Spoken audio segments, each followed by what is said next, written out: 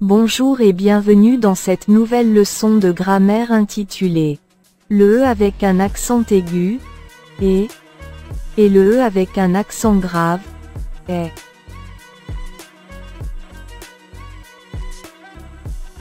Savoir s'il faut mettre un accent aigu ou grave sur un E est une source très fréquente d'erreurs.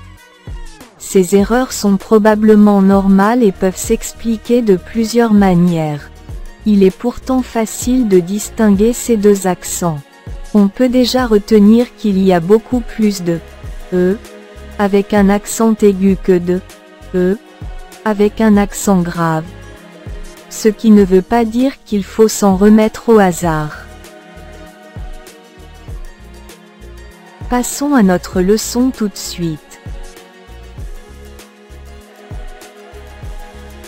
Commençons par le E accent aigu. On écrit E avec un accent aigu lorsque cette lettre est la première syllabe d'un mot. Comme dans les mots suivants. Écureuil, étudiant, épouvantail. On écrit aussi E avec un accent aigu lorsque cette voyelle est la dernière lettre d'un mot, éventuellement suivie d'un E muet, d'un S, du pluriel, ou des deux. Comme dans les mots suivants.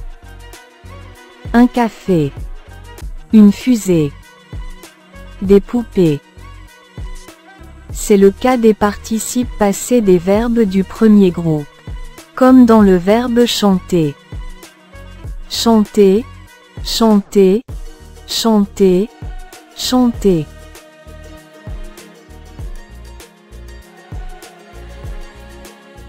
Passons maintenant à la deuxième partie de notre leçon, le E accent grave. On écrit E avec un accent grave lorsque cette voyelle est l'avant-dernière lettre d'un mot terminé par un S qui n'est pas la marque du pluriel. Comme dans les mots suivants. Procès, cyprès, excès, abcès. Aussi on écrit E avec un accent grave quand le E est suivi d'une syllabe ayant un E muet. Comme dans les mots suivants. Collège, sorcière, règle. Avant de conclure cette leçon, il peut être utile de retenir qu'on ne trouve jamais d'accent sur un E suivi d'une double consonne, de L, de S, de T, etc. Comme dans les mots suivants. Pelle, fesse, lettre. On ne trouve jamais d'accent non plus sur un E suivi d'un X. Comme dans les mots suivants. Exemple. Exercice.